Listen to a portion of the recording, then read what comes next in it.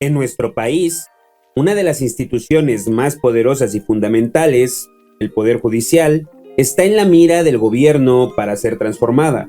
Nos dicen que esta reforma es acerca de la justicia al pueblo, para hacer que los jueces sean elegidos por el pueblo y, de esta manera, democratizar el acceso a la justicia. Suena bien, ¿no? ¿Para qué te digo que no, sí? Pero la pregunta es, ¿realmente entendemos lo que esto significa y el impacto que podría tener? ¿O estamos simplemente dejándonos llevar por el discurso oficial? No manchen, eso sí calienta. Vamos a profundizar en los detalles. Te sorprenderá lo que el gobierno está proponiendo, lo que los ciudadanos están entendiendo y lo que muchos no saben. Pero ya estuvo bueno de chorizo, vamos a entrarle a la maciza. Primero, hablemos de la razón detrás de esta supuesta necesidad de la reforma. Ah, caray, eso sí me interesa. En México, los ciudadanos desconfían de la justicia. De hecho, más del 94% de los delitos no se denuncian. ¿Por qué? La gente teme que denunciar no sirva para nada. Niéguemelo. Los fiscales y peritos muchas veces no hacen bien su trabajo, y esto afecta directamente a la justicia. Así, aunque se capture al delincuente, si el trabajo de estas autoridades es deficiente, el juez se ve obligado a liberar al acusado. Esta falta de confianza en el sistema es precisamente lo que usa el gobierno para justificar la reforma. Pero, ojo. ¡Qué ojo, cuate! ¡Mucho ojo! Porque aquí es donde muchos se confunden. La falta de justicia en muchos casos se debe a problemas en la fiscalía y en los peritos, no en el trabajo de los jueces. Sin embargo, al presentar esta reforma, el gobierno hace creer que todos estos problemas vienen directamente de los jueces y magistrados. A eso se le llama estrategia. Uno de los puntos más llamativos de la reforma es la idea de que los ciudadanos elijan a los jueces, magistrados y ministros de la Suprema Corte. Pero, ¿realmente entendemos lo que esto implica? Para empezar, los jueces de primera instancia y los jueces federales cumplen roles distintos y rinden cuentas a diferentes autoridades. Los jueces de primera instancia están más involucrados en la administración de justicia local, mientras que los jueces federales manejan casos de mayor complejidad y relevancia nacional.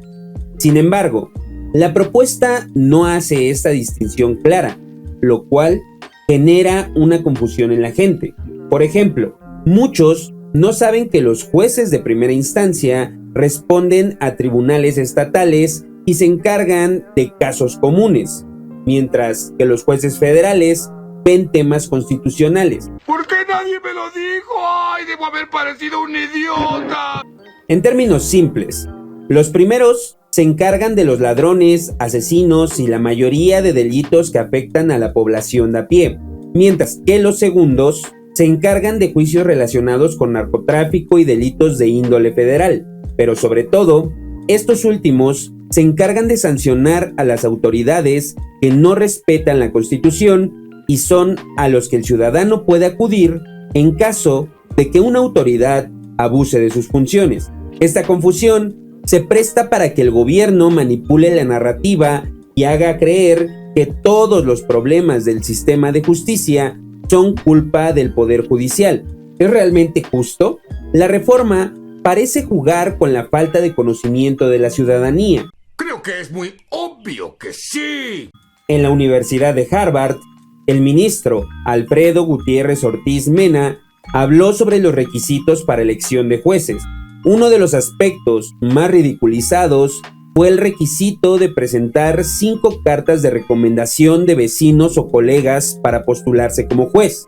¡Neta, me lo juras! Imaginen la reacción de una de las instituciones más prestigiosas del mundo al escuchar que en México, para ser juez, tienes que conseguir cartas de recomendación de tus vecinos. Now, the requirements to be elected, and again, we still have the enabling legislation, are, and I kid you not, having a 3.0 grade point average. Our Constitution says that now. and 5 letters of recommendation from your neighbors. If you have those, if you meet those requirements, you can be proposed. Así de absurda se vuelve la propuesta cuando se le mira de cerca. Cuando esto se hizo público, la presidente Claudia Sheinbaum expresó lo siguiente. Nadie se burla de los mexicanos y las mexicanas. El pueblo de México tomó una decisión y la elección de jueces, juezas. A mí me toca defender a mi pueblo y a mi país y a mi patria y a todos los mexicanos también. Nunca lo sabremos. A algunos puede que estas palabras les lleguen. Otros verán que esa burla no es hacia el pueblo mexicano, sino hacia quienes redactaron y votaron por aprobar dicha reforma. Personas que, dicho sea de paso, no muestran una preparación adecuada para sus cargos, ya que no son capaces de leer ni entender lo que votan. Por ejemplo, la senadora Antares Alatorre salió en redes sociales a atacar al ministro que participó en el foro de Harvard, cuestionando la veracidad de lo dicho. Y resulta que el señor ministro fue a decir que los requisitos de esta reforma que nosotros hicimos, para ser ministro de la Corte necesitas, no te jodas, dice él, que tengas 5 cartas de recomendación de tus vecinos. Eso dice, entonces se ríen todos en Harvard. Ay, qué chistoso es el ministro. Sería muy bueno que el pueblo de México le exija a tal señor preguntarle dónde dice en la reforma judicial que esos son los requisitos para ser ministro hoy de la Corte. ¡Cállese, señora! Lo sorprendente es que si ella misma hubiera leído a detalle la reforma que votó, se habría dado cuenta de que, en efecto, ese requisito está ahí. Artículo 96, fracción segunda, inciso A. Presentar un ensayo de 3 cuartillas donde justifiquen los motivos de su postulación y remitan 5 cartas de referencia de sus vecinos, colegas o personas que respalden su idoneidad para desempeñar el cargo. ¡Ya nos exhibiste! Este punto es crucial. Parte de la reforma fue aprobada sin que los mismos diputados y senadores que votaron a favor la entendieran por completo. Tenemos entrevistas a diputados quienes, al ser cuestionados, no pudieron dar respuestas claras sobre los detalles de la reforma. Hablando obviamente en el tema legislativo, te vimos muy ferviente apoyando el tema de la reforma judicial, el tema de la reforma a la Guardia Nacional. Nada más, si tú nos podrías decir cuántos artículos se reformaron en materia judicial. Ay, son varios artículos de la Constitución, la verdad ahorita no tengo el número exacto. El artículo que desprende la reforma al Poder Judicial. Es que ahorita la verdad no los traigo así en la cabeza grabados. También ustedes estuvieron apoyando la reforma judicial y la reforma a la Guardia Nacional. Así es. Que nos puedas hablar de cuántos artículos se modificaron en el tema de la reforma judicial. No tengo así el número exacto de ese tema, no lo tengo, hay que revisarlo bien y también traer al experto en ese tema de nuestros compañeros diputados, que por ahí está, que le conoce bien a la reforma judicial. Yo preferiría que fuera él. Los expertos no son los legisladores quienes votan, porque también sí, pero en los estados hay plurifuncionalidad entre los mismos diputados, hay diferentes perfiles y cada uno, incluso entre abogados hay especialistas en cada tema. Yo preferiría que haga una declaración de esto específicamente que tenga. Tú obviamente estuviste apoyando la reforma judicial y la reforma a la Guardia Nacional. Sí, claro. Nosotros estamos apoyando todas las reformas que vengan por parte de nuestra presidenta Claudia Sheinbaum. Vamos a cerrar fila a los legisladores de Querétaro y por supuesto que nos toca ahora la segunda parte, que es empatar la legislación local con la federal. Como legislador hay que conocer la Constitución para poder obviamente trabajar en los congresos. ¿Cuántos artículos se modificaron en la reforma judicial? En esta última, casi todos, o sea, fue toda la ley prácticamente. Pero no sabes cuántos. No sé cuántos. ¿Y en la reforma a la Guardia Nacional? No sé cuántos artículos sean. Habría que estudiarlos. Sí, claro, por supuesto. Con las reformas que se hicieron, ¿cuántos artículos se reformaron en materia de reforma judicial? ¿Cuántos artículos se reformaron en materia de reforma judicial? Ahorita la federal, pues en ese momento no tendría el dato, pero... ¿Y en materia de Guardia Nacional cuántos se reformaron? En materia de Guardia Nacional, sí. las nuevas reformas que se hicieron. ¿Cuáles fueron los artículos que se modificaron en materia de la Guardia Nacional? Ya vamos,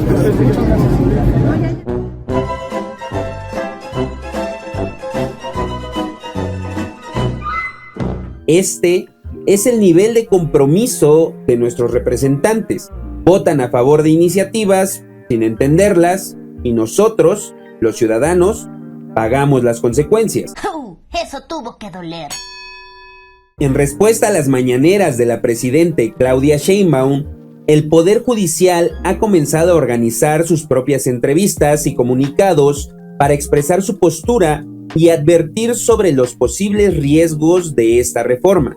En estas entrevistas, los jueces y ministros han defendido la independencia judicial y han señalado que cambiar la forma de elección no resolverá los problemas de justicia que enfrenta el país. Es importante notar que el Poder Judicial está utilizando todos los recursos legales a su disposición para detener esta reforma, pero la presidente y su equipo están ignorando estos recursos y continúan empujando el cambio, aún en contra de los recursos legales que nuestro sistema provee. Esto genera un ambiente de tensión entre poderes, algo que podría desembocar en una crisis constitucional. Pero aunado a esto, ¿por qué todos los ciudadanos tenemos que respetar la ley, pero la presidente se niega a hacerlo? ¿Vieron eso? Eso es ser bárbaro. Yo, personalmente, salgo a hacer entrevistas sobre diversos temas, y algunas han estado dedicadas a la reforma judicial. Puedes encontrar dichas entrevistas en mi perfil de TikTok, el cual te voy a dejar por aquí. Lo que he notado es alarmante.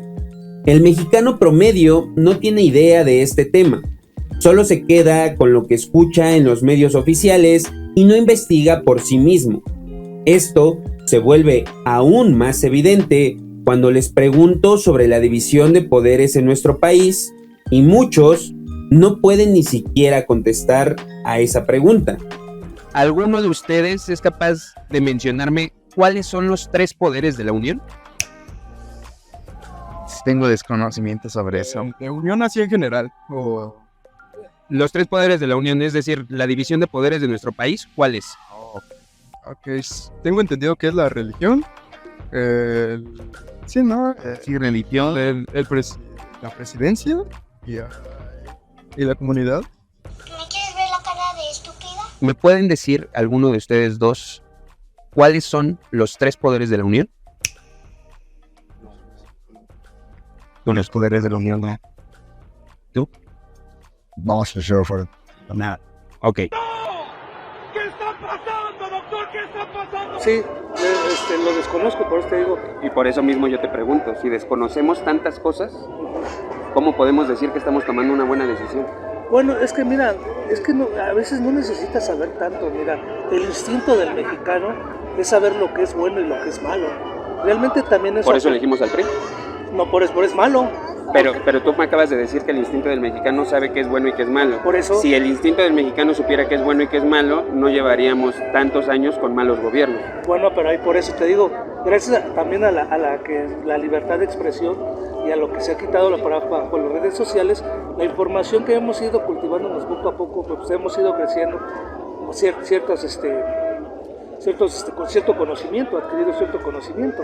O sea, no todo es...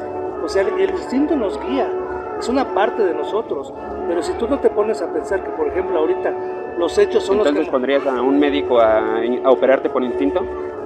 No.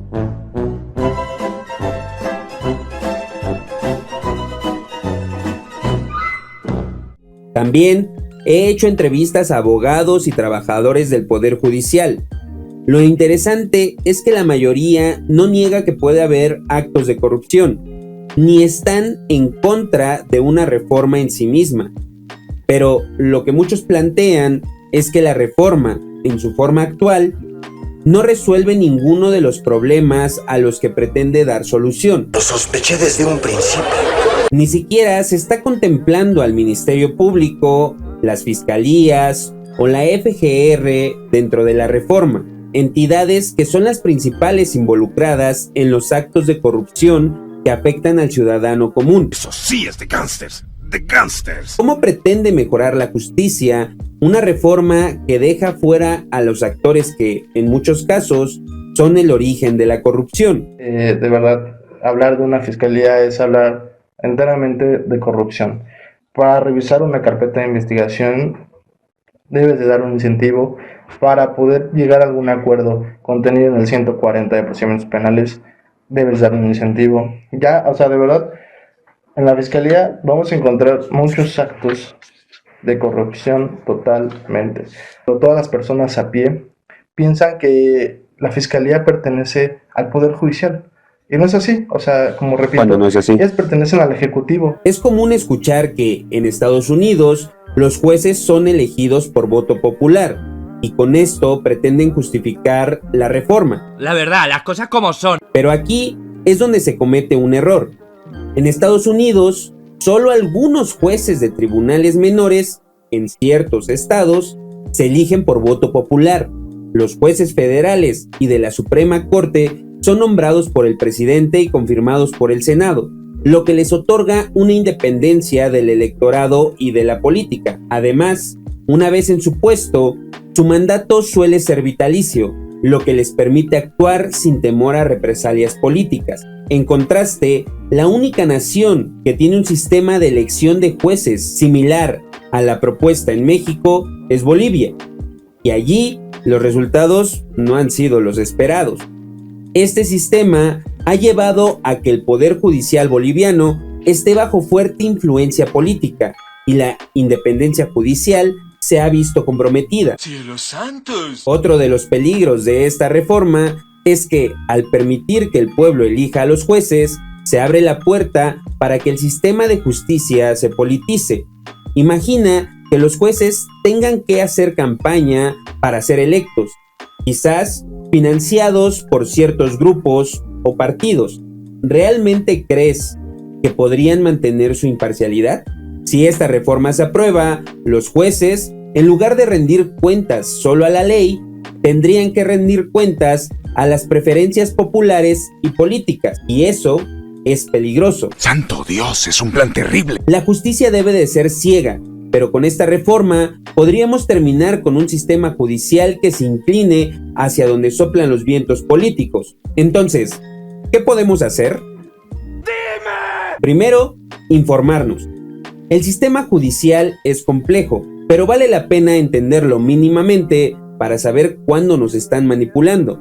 ¿Realmente queremos una reforma hecha al vapor, sin claridad y promovida por personas que ni siquiera han leído lo que están votando? Déjeme estrechar su mano.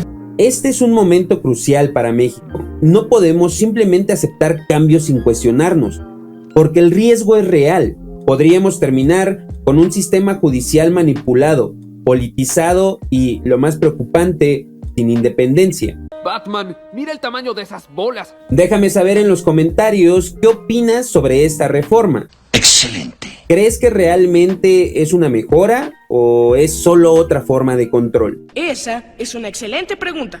¿Consideras que la elección de jueces va a ayudar en algo a mejorar nuestro sistema? No lo sé, tú dime. No olvides suscribirte para que puedas seguir trayendo más contenido como este cada sábado. Y también te dejo por aquí este video en el que hablo de los riesgos de la inmigración ilegal. Muchas gracias por verme. ¡Qué agradable sujeto! Y hasta la próxima. Este muchacho me llena de orgullo.